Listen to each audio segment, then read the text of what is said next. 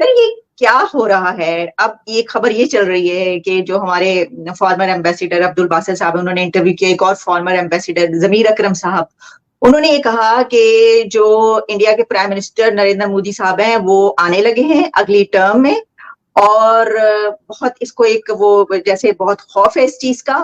और साथ उन्होंने कहा कि बालाकोट टाइप जो है कोई वैसा हमला हो सकता है, और पाकिस्तान को जो है इसके लिए पहले से तैयार रहना चाहिए। तो साजिद साहब, एक तरफ हम सुनते हैं कि जनाब जो राह है वो घुस घुस के जो है वो मुल्क के अंदर मार रही है लोगों को, और दूसरी तरफ अब मोदी के आने से इतना ज्यादा खतरा, ये खौफ है कि कह रहे हैं कि जनाब ये तो हमला हो जाएगा। तो आपको ये फिनोमिना कैसा लग रहा है? क्या हम इतने ही वो हो गए हैं, क्या अब बैठ गए हैं डर के मारे कि ये क्या होगा हमारे साथ? नहीं, दर हकीकत मैं यहाँ पे ये भी बताना चाहूंगा कि हमारे जो बासल साहब हैं वो माजी में भी कंट्रोवर्सल स्टेटमेंट देते रहे हैं, इसमें कोई शक नहीं है। दूसरा यहाँ पे एक और चीज ऐड करना चाहूंगा, अगर थोड़ा सा रेफरेंस देखा जाए, पहले ये समझा जाता था कि शायद इलेक्शन के करीब आके बॉर्डर पे जरा थोड़ी हरकत शुरू हो जाती है। ये भी एक ट्रेंड में माजी में देखा गया है, अगर इसका ट्रेंड देखा जाए। लेकिन इस वक्त जो क्योंकि मैं भारत के इलेक्शन और भारत की पल्स जो है उसको मुसलसल महसूस करने की कोशिश करता हूं, और मैंने आपको जिस तरह बताया है कि मैं डेली बेसिस पे ऑलमोस्ट आधा दिन यही समझे कि मैं भारत में होता हूं, क्योंकि मेरे बिजनेस एसोसिएशन सारी जो है वो भारत के साथ है। तो आधा दिन मेरी डिस्कशन टीवी भारत का चल रहा है, भारत की खबरें बातें हो रही हैं, भारत से कॉलें आ रही हैं। तो मुझे सारा हर चीज का एक एवरेज पाकिस्तानी से या एवरेज एक अमेरिका के अंदर रहते हुए लोगों से मेरा इंफॉर्मेशन ज्यादा होती है। जी जी सर, मुझे मालूम है, जस्सी बाजी उनसे मुलाकात हो गई है। बिल्कुल, आप तो मिलके गई सबको। जी जी। उसमें खासकर आलिया इस वक्त जो मोदी जी की जो विक्ट्री है वो साउंड प्रूफ है, वो जिस तरह कहते हैं ना कि एयर टाइट है, उसको इट कैन बी चैलेंज्ड। जो उनकी इस वक्त तरक्कियों पे जा रहे हैं उसमें देखें, मैं अगर एक पिछले एक साल को देखूं, जिस तरीके से उन्होंने पूरी दुनिया के बड़े कामयाब दौरे किए, नंबर 1। फिर G20 ने उनको जिस तरीके से उनके उसको एक पुश दी। फिर उसके बाद आप देखें कि चंद्रयान को देख लें, आप आदित्य 1 को देख लें। एक यूनिवर्सल किस्म की जब उन्होंने एक चीजें दी हैं कौम को नेशनलिज्म के हवाले से, और उसके बाद अगले दिन फिर वो तेजस पे जो 73 ईयर्स ओल्ड तेजस में चढ़े, जिस तरीके से वो जी सूट पहन के टॉम क्रूज लग रहे थे, मैं तो आई वाज सरप्राइज वो टॉम क्रूज बन गए। तो फिर उसके बाद उनको इलेक्शन जीतने के लिए अब मेरा ख्याल है बालाकोट बहुत छोटा होगा अब इस वक्त। बल्कि मैं ये बताना चाहूंगा बासत साहब को और उनके दोस्तों को भी, इस वक्त भारत जो है वो पाकिस्तान की बात करके भी राजी नहीं है। आप, मेरा मकसद कहे ना, वो अटैक करेंगे या आप उनसे किसी चीज में अपना को मुकाबला कर रहे हैं, को कंपैरिजन कर रहे हैं, वो कहते हैं इनसे बात करने से भी हमारा स्टेटस जो है वो लोअर हो जाता है। तो ये बिल्कुल गलत बात है कि वो भारत को अब जरूरत है आप पे अटैक करके वोट लेने की, उनको बीजेपी वो they are way ahead of the game. और क्योंकि मैंने जिस तरह आपको बताया कि लैंडमार्क किस्म की चीजें डिलीवर उन्होंने की है वहां पे, जिस तरीके से टोरंटो देखें, कनाडा के अंदर जो हालात है, अब घुस घुस के मारने की बात हो रही है। ऑफ कोर्स देखिए, जब हुस्न आता है तो नजाकत आ जाती है। उनके पास पैसा है, उनके पास इस वक्त लीडरशिप है रीजन की, उनके पास इन्फ्लुएंस है। हर कंट्री के अंदर उनका डायस्पोरा इतना स्ट्रांग है कि उनके पास ताकत है। They feel this power in their bones. तो उसमें जब वो घुस घुस के मारने का फिर देखें ना, जब चीजें जब उनमें आ गई हैं सारी, तो वो मसल फ्लेक्स तो करेंगे ना। आप देखें उस पर, मैं ये तो नहीं कहता ये सर्टिफाइड है चीजें ये सारी, लेकिन रूमर्स तो है ना कि घुस घुस के मार रहे हैं। जब अगले कनाडा में भी घुस के मारने का, वहां भी लोग डर रहे हैं उनसे। पाकिस्तान में आप देख लें कई इस तरह के ऑपरेशन हुए हैं। तो इसके बाद आप, मेरा मकसद है कहेंगे, और उसमें सर पाकिस्तान में वाकई घुस घुस के मार रहे हैं गली गली में, मतलब लोग एलिगेशंस है उसमें, मुंबई ना तो मैं कंफर्म नहीं कहूंगा, लेकिन बातें तो है ना, रूमर्स तो है। कहते ना बात होती है तो बतंगड़ बनता है। आलिया, अगर बात ही ना हो तो बतंगड़ किस तरह बनता है? They are strong right now. मैं अगर इसमें कोई आप मुबालगा राय नहीं होगी कि they are strong, you know it, they are very. आप मुझे ये देखें जिस तरीके से Justin Trudeau is on the back foot. आप देखें जिस खूबसूरती के साथ उन्होंने किया है चैलेंज, कैनेडियन सारी सिचुएशन को हैंडल किया भारत ने, मैं समझता हूं इट्स रिमार्केबल। उन्होंने जिस तरीके से उनके डिप्लोमेट्स को निकाला, उनकी डिप्लोमेटिक कम्युनिटी खत्म की, जिस तरीके से उन्होंने सारी चीज को हैंडल किया। मैं कहता हूँ इट वाज अमेजिंग। यानी पढ़ गए वो तो सर, ऊपर से पढ़ गए। 5i ने उनका साथ नहीं दिया। जस्टिन ट्रूडो साहब अमेरिका से चाहते थे, बर्तानिया से चाहते थे जॉइंट स्टेटमेंट दें, उन्होंने नहीं दी, बल्कि अमेरिका ने अबैंडन कर दिया। जो सबसे बड़ी बात तो यह है, अमेरिका ने कनाडा का साथ नहीं दिया। सबसे बड़ी, मैं हम सरप्राइज कि भारतीय डायस्पोरा इतना स्ट्रांग है यहाँ पे कि अमेरिका जो है was on a back foot. तो कनाडा से ऑलमोस्ट उन्होंने माजरत ही कर ली। उन्होंने कहा भाई हमसे ना एक्सपेक्ट करो वो। तो ये अब सारी चीजें ये हो तो फिर आप कहेंगे कि बालाकोट पे वो करेंगे अटैक। उनको क्या जरूरत है कि इस गंद में हाथ डालें? वो क्यों करेंगे? सबसे बड़ी बात तो ये है ना, ये करके वो अपना मेरा इंटरनेशनल कम्युनिटी में उनकी पक्की सीट है आपकी सिक्योरिटी काउंसिल के अंदर, यूनाइटेड नेशन में। क्यों खराब करेंगे उसको? वो बिल्कुल खराब नहीं करेंगे। अब मैं क्वेश्चन करना चाहूंगा डॉक्टर बासत साहब से। आपके सारे मुसलमान मुल्कों के जो फॉरेन मिनिस्टर्स हैं वो बीजिंग के बाद कहां गए थे? उसके बाद वो न्यू दिल्ली गए थे। तो जब आपका वो चीजें आपका स्टैचर उस लेवल का हो तो फिर आप ये छोटी मोटी चीजों पे तवज्जो नहीं देते। उनके पास they have money, they have support, they know what is the political engineering is. So उनको इस तरह की चीजों की जरूरत नहीं है मेरे ख्याल में, और करेंगे भी नहीं। वो अपनी एनर्जी वेस्ट नहीं करेंगे। उनकी विक्ट्री, ये बात बिल्कुल, हाँ ये जरूर है उन दोनों की असेसमेंट गलत। अगर आपके पास पॉपुलर वोट आपका खतरे में हो तो फिर आप इस तरह का अटैक करके तो आप उसको जीतने की कोशिश करते हैं। ये है। अब मैं अपने वतन अजीज की 2-4 बातें करना चाहूंगा। जिस तरह हमारे जो नए प्राइम मिनिस्टर साहब हैं, घबराए हुए हैं बिल्कुल इस वक्त। आपकी एस्टेब्लिशमेंट घबराई हुई है कि इलेक्शन का क्या करेंगे। सियालकोट में नवाज शरीफ साहब ने जो तकरीर की है उसमें सारी बौखलाहट है, नर्वसनेस है। बल्कि जो इस वक्त चैटर चल रहे हैं इस्लामाबाद में कि शायद वो वापस जा रहे हैं लंदन। और जब उन्होंने ऑन ग्राउंड रियलिटी देखी कि हम लाहौर से भी अपनी फैमिली की जो 4 सीटें थी वो भी नहीं जीत पाएंगे अब, तो ये फिर आप बौखलाहट में आप हरकत इस तरह की करते हैं, और करनी भी चाहिए। इस वक्त उनके देख लें। आपकी दूसरी बौखलाहट बताना चाहूंगा। पेज पार्टी के 2 बाप बेटा लड़ रहे हैं आपस में। उन्होंने एक तीसरी खातून को बुला के लंदन से जहाज पे, प्राइवेट जहाज भेजा गया, उसको आके कहा कि जिनको बाप बेटे को राजी कर दो आप। उनके हालात देख लें इस वक्त। फजलुर रहमान साहब, तीसरी खातून कौन है? सनम भुट्टो उनको अच्छा, बुलाया वहां से और उन्होंने कहा कि सुलह कराएं। अब वो अपनी जो वो उनकी क्वेटा, अब वो दोनों बाप बेटा इकट्ठे आ रहे हैं दुबई से, तो क्वेटा जो उनकी अपनी मीटिंग हो रही है पार्टी की, तो बल्कि उसमें एक्सपेक्ट किया जा रहा है कि शायद सनम भुट्टो भी वहां से आएंगी। लेकिन वो उनकी पॉलिटिकल हालत थी। फजलुर रहमान साहब जो इलेक्शन से भागना चाहते हैं, वो बहाना बना रहे हैं कि दहशतगर्दी है मेरे सूबे में, सर्दी है मेरे सूबे में, लोग वोट किस तरह डालेंगे। तो चैटर चल रहा है कि इस वक्त इलेक्शन यहां से पोस्टपोन होकर शायद सितंबर में चला जाए। अच्छा। और ये भी चैटर चल रहा है आलिया कि अगर ये मूव ली गई तो हो सकता है वजीर आजम भी रिप्लेस किया जाए। तो ये भी चैट वो तो रहे होंगे। लेकिन सर काकर साहब तो $25 बिलियन ला रहे हैं दुबई से, यूएई से, तो उनको क्यों रिप्लेस करेंगे? आलिया उसमें देखना चाहूंगा काकड़ साहब की कोई एक तो उसमें ज्यादा बड़ी बात नहीं है। हमारे आसिम मुनीर साहब उनके साथ गए हैं। असली अंगूठे वही लगाएंगे जहां भी लगाएंगे। और दूसरा यहां मैं डिफाइन करना चाहता हूं कि वो पैसा आना अभी बहुत दूर की बात है। मेमोरेंडम्स ऑफ अंडरस्टैंडिंग साइन हो रहे हैं विच डजंट मीन एनीथिंग। अंडरस्टैंडिंग ये होती है कि हम देखेंगे, सोचेंगे प्रोजेक्ट के बारे में, पैसे वो देने वाली बात नहीं है। अब जो पाकिस्तान में जो आपके बर्तन टूटे हैं, हर बर्तन में से पानी लीक हो रहा है, तो बड़े सोच समझ के लोग आपकी इन्वेस्टमेंट करेंगे।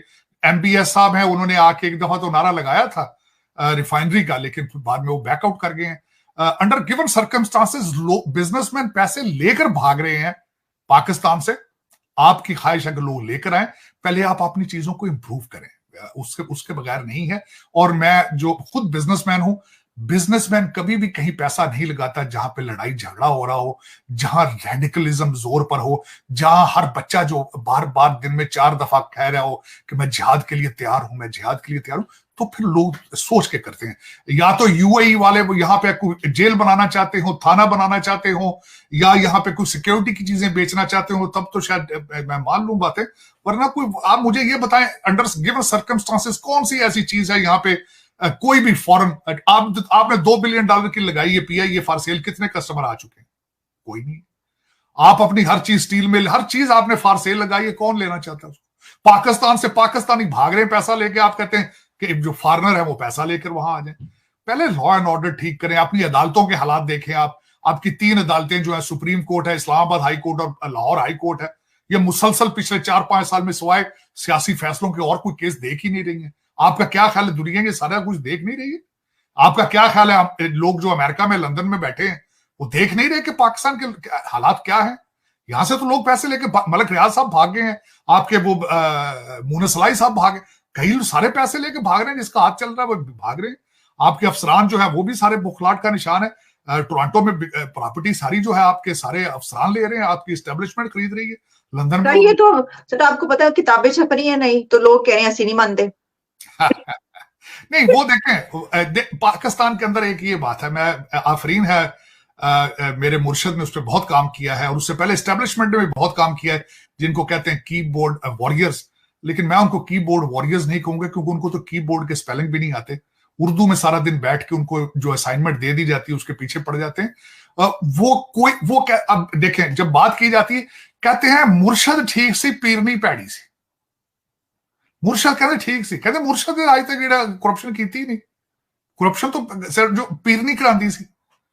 अब लोग अब भी तक ये बिलीव करते हैं कि इमरान खान जो है वो इज अ गॉड सेंट, वो तो एंजल है, वो तो गलती कर ही नहीं सकता। उसकी मैं एक मिसाल देना चाहूंगा, आप अपनी तरक्की अंदाजा लगा लें। आप कहते हैं यूएई से पैसा आएगा, आपके वो अफजल मरवत साहब हैं, वो आए थे बोतल लेकर, झूठी जो थी, आधी बोतल लेकर आए थे पानी की। इमरान खान ने आधा पानी उसमें से पिया। उन्होंने 2 चीजें कही। उन्होंने कहा जी मैंने पूछ के लाया और इमरान खान से पानी। पूछ से मतलब ये था कि उन्होंने कहा जा कौम को जाके ये आबे जमजम दो जाके। तो बाहर ला के उन्होंने वकीलों के जलसे में खड़े होकर कहा था कि ये इमरान खान के ये झूठी बाटल है, इसका क्या किया जाए। तो एक ने पीछे से कहा था कि इसको टैंकर में डाल के तो सबको पिलाया जाए।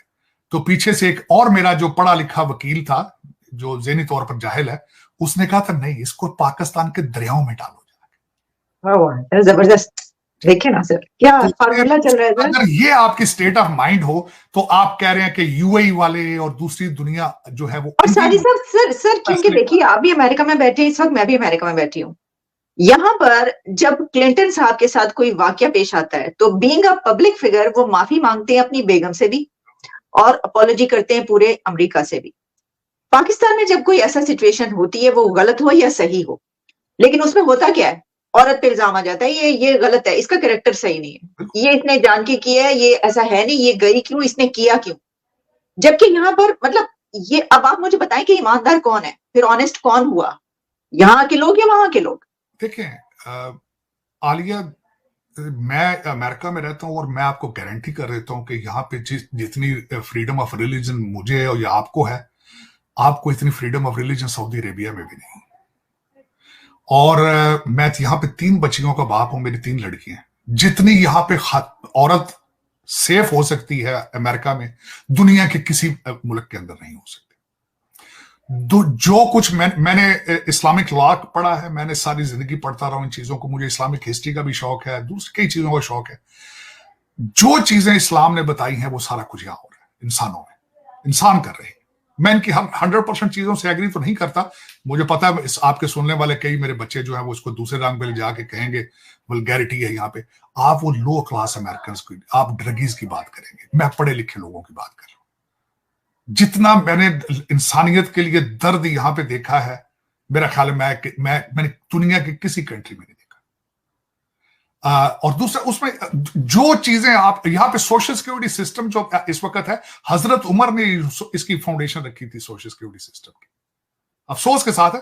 दूसरा मेरे सर सारे सब जो अभी आपने बात की कि वहां के लोग ये कहते हैं कि जी यहाँ पर फहाशी हुई है, मुझे ये बताइए यहाँ पर तो कोई भी खातून लड़की जैसी भी जा रही है उसको तो नजर भर के कोई देखता तक नहीं है। वहां पे क्या होता है, बुरके में पहनने वालियों के साथ सड़कों पे क्या हो रहा है कि हम वीडियोस नहीं देखते हम लोग नहीं, तो गलत कहते हैं उसमें आपके तो मजे की बात अब ये है कि आप ये 21st सेंचुरी है, उन्हें फौरन पता चल रहा होता है कि आपका पूरा कंट्री जो है वो वेबसाइट पे रिसर्च, ऑनलाइन रिसर्च क्या करता है। पॉर्न वॉचिंग में आपका कंट्री सबसे पहले है, उम्रा करने में भी आप सबसे आगे हैं, हज करने में भी सबसे आगे हैं, 2 नंबरी में भी आप सबसे आगे हैं। मैं ओपन चैलेंज ये करता हूं, आपके 25 करोड़ मेजॉरिटी ऑफ देम, सब तो नहीं कह सकता, अल्टीमेटली सब नहीं हो सकते, लेकिन हराम की कमाई से हलाल फूड खाने से हलाल हो सकती है। हराम की कमाई से खुराक लेना हराम है वो भी। मैं मेरे हर दोस्त यहां पे मैं देखता हूं सारा दिन हलाल हलाल हलाल, कमाई हराम से, मुर्गी हलाल खाने से वो किस तरह हलाल हो गए। लेकिन ये देखिए उसमें अच्छा सारी साहब, सर एक आखिरी टॉपिक मैं आपसे जो डिस्कस करना चाह रही हूँ सर, जो WSJ है ना, वॉल स्ट्रीट जर्नल ने अभी ये कहा है कि ये जो है साल the clearest sign of India's very good year. फिर उन्होंने उसके ऊपर तज्जिया किया कि देखिए पहले क्या क्या कुछ होता रहा, तो पिछला साल जो है बेहतरीन गया है और सिर्फ दुनिया की एक ही इकोनॉमी है जो इस वक्त फ्लरिश कर रही है और वो इंडिया, तो ये जो बेहतरीन साल इंडिया का होगा। तो आप इसको ऐसे ही देखते हैं? और कहा जा रहा है कि चाइना जो है पीछे रह रहा है और इसमें जो है वो इंडिया आगे जा रहा है, ये इस तरह हर चीज में ये नजर आ रहा है। आप इसको कैसे, इसके ऊपर क्या कमेंट करें? 100% एग्री इस चीज से करूंगा मैं, क्योंकि इसके पीछे शवाहिद मौजूद है। उसकी वजह यह है कि प्रेसिडेंट शी अभी यहाँ पे आए थे, उनका सबसे ज्यादा फोकस जो था वो इकॉनमी पे था उनका। उन्होंने यहाँ पे जो अपने कैलिफोर्निया के अंदर बिजनेस कम्युनिटी के सामने ऑलमोस्ट उन्होंने मिन्नतें की हैं उनकी कि आप वापस आओ, बिजनेस करो। अभी तक चाइना का जो आपका सप्लाई चेन है वो रिस्टोर नहीं हो सका। फिर उसके बाद सेकंड वेव अब चल रही है वहां पे, वो नमूनिया की, बच्चों के नमूनिया की इस वक्त चाइना में चले। दूसरा, उनकी unemployment rate is among the youth is highest right now. और उसका अगला पॉइंट ये बताना चाहूंगा कि उन्होंने बार बार अमेरिकन बिलियनर्स को बुला बुला के, इंक्लूडिंग इलॉन मस्क और बिल गेट्स को, बार बार वो रिक्वेस्ट करते रहे हैं कि tell us how to improve, how to, real estate is in crisis वहां पे। दूसरा, जो पूरी दुनिया ने एक सबसे बड़ा डिसीजन ये लिया है कोविड के बाद कि हमने अपने सारे एग्स एक बास्केट में नहीं डालने, हमने सिर्फ चाइना को दुनिया का मैन्युफैक्चरिंग हब बना के कोविड में उन्होंने तजर्बा कर लिया है। इस वक्त जितने स्मार्ट सीईओज हैं वो बिजनेस वहां से अपने निकाल के स्प्रेड कर रहे हैं पूरी दुनिया में, और उसका सबसे बड़ा बेनिफिशियरी कौन है? वो भारत है। तालीम याफ्ता यूथ है उनके पास। मोदी साहब ने यहां आके कहा था कि अमेरिका के पास तालीम और टेक्नोलॉजी है, हमारे पास पढ़ा लिखा यूथ है, हम ब्रिज बनाएंगे। इस वक्त अमेरिका के अंदर 20 यूनिवर्सिटियां जो हैं उनका भारत के साथ पहले प्रोग्राम चल रहा है, जहां उनको एक एक साल पहले वीजा दे दिया जाता है स्टूडेंट्स को। इस वक्त state department have one department dedicated to this project. तो उसमें मैं बात करना चाह रहा था उस पे आऊंगा। एक छोटी सी मिसाल देना चाहूंगा आपके, इस वक्त आपकी फार्मास्यूटिकल चाइना से सारी निकल के सारी भारत जा रही है। आप सेल फोन की, आप एप्पल देख लें, इलॉन मस्क देख लें, उसके बाद सेमी कंडक्टर जो है आपके, वो इंडस्ट्री आपकी ताइवान, लोग ताइवान से घबरा रहे थे कि वहां पे चाइना शायद जंग शुरू हो जाए, वो सारा बिजनेस भारत के अंदर गया है। जितना चाइना से लोग घबरा के कंडक्टर का बिजनेस है सारा का सारा जाए। लेकिन उसमें सब मैं ये देखना चाहूंगा, ये हर बंदे को जानता है, मैं नई बात नहीं बता रहा, लेकिन कभी आपने सोचा है कि हमारे वतन अजीज का भी बंदा कोई ट्राई करता कि ये जो लोग चाइना से भाग रहे हैं ये आके पाकिस्तान में कुछ कर लेंगे बिजनेस वाले? मैं अर्ज करना चाहूंगा कि जब वहां ने आपका जो पहला डेलीगेशन अमेरिका में आया था, उन्होंने आते $2 बिलियन का मांगा था इनसे, $2 बिलियन लोन। भारत ने क्या मांगा था? उन्होंने कहा था हमें इंडियन इंस्टीट्यूट ऑफ टेक्नोलॉजी बनाने की मदद करें आप। उन्होंने किया। वहां मौलाना आजाद और नेहरू साहब ने वहां पे इंडियन इंस्टीट्यूट ऑफ टेक्नोलॉजी की बुनियादें रखी। आज वो उसी का फायदा उठा रहे हैं, उसी का फल वो कर रहे हैं। वहां यहां पे जो अजय बंगा साहब हैं वो इंडियन इंस्टीट्यूट ऑफ टेक्नोलॉजी के पढ़े हैं, और वर्सेस 1300 यूनिवर्सिटियां इस वक्त भारत में मौजूद हैं, आपके पास 80। दूसरी बात, आप आज भी इंग्लिश से नाराज हैं, इंग्लिश तालीम से नाराज हैं, आप तालीम से नाराज हैं, आप टेक्नोलॉजी से नाराज हैं, आप हर चीज से नाराज हैं। आप 24/7 जिहाद के मूड में रहना चाहते हैं, हालांकि आपको पता है कि आपके डीएनए में जिहाद मौजूद ही नहीं है। आप सबमिट करते हो, लेटते हो। आप पहले पठानों के सामने लेटते रहे हो, फिर घोरों के सामने लेटे हो, अब डॉलर के सामने लेट गए हो। तो फिर डीएनए जिहाद किस चीज को कहोगे भाई? ये तो एक सोचने वाली बात है ना। जो लोग आपको जिहाद का प्रचार कर रहे हैं, सबके बच्चे लंदन में हैं, सबके बच्चे। एग्जैक्टली। साहब, इसके बाद अब किसी चीज की जरूरत नहीं रहती जो आपने बात कह दी। तो मैं ये कहना चाहता, लेकिन आलिया, और अच्छा आखिरी पॉइंट उसका जो मैं सपोर्टिंग आर्गुमेंट था कि इस वक्त जो रेशो चल रही है भारत की फ्यूचर जो उसका परसेंटेज चल रही है इकोनॉमी की, वे above the American economy. America से ऑलमोस्ट डबल रेट पे जो है वो भारत की इकोनॉमी जो है वो फ्लरिश करेगी इन द फ्यूचर। और किस खूबसूरती से वो मैनिपुलेट करते हैं कि रशिया से तेल लेते रहे अपनी करेंसी में। अब वो सारा पैसा वहां पड़ा कि रशिया रो रहा है आज के, हम रुपयों का क्या करें। उनका तुम्हारी मर्जी, जो मर्जी करो। रशिया से तेल, जरा उनको पता चला है कि हो सकता है मिडिल ईस्ट में ये जो कॉन्फ्लिक्ट है गजा का, इससे तेल में रुकावट आए, उन्होंने साथ ही वेनेजुएला से बात कर ली। लेकिन ये बातें होती हैं जब आपके कुछ करैक्टर हो, कुछ जब आपके अंदर कुछ लीडरशिप हो, जब आपको पता हो कि हमने इस कंट्री को अगले लेवल पर लेके जाना है। लेकिन आप तो काम ही लंदन के लिए करते हैं, लंदन से आते हैं, लंदन जाते हैं। एक वजीर आजम लंदन जाता है, दूसरा वापस चला जाता है, लंदन आते हैं। आपके जजेस, आपके जर्नल सारे लंदन वासी लोग हैं। आप तो पाकिस्तानी है ही नहीं। आपको क्या फर्क पड़ता है? आपने किसी ने आज तक सोचा है कि यहाँ क्या मैन्युफैक्चर करेंगे? किसी ने सोचा पेट्रोल सस्ता कहां से मिलता है? किसी ने कभी सोचा है कि बच्चों को आर्टिफिशियल इंटेलिजेंस की तालीम किसने देनी है? कभी किसी ने बात की है? ये क्यों करेंगे? अपने बच्चे लंदन हो तो क्यों करेंगे वो? इनको ये जो नीचे जाहिल बैठे हैं, आप सुबह शाम इनको कहते हो भाई ये सियासत नहीं है, जिहाद है, निकलो बात जिहाद करो। तो यार ये जिनको बताते हो इनके खून में जिहाद नहीं है, कोई नई चीज इनको बताओ।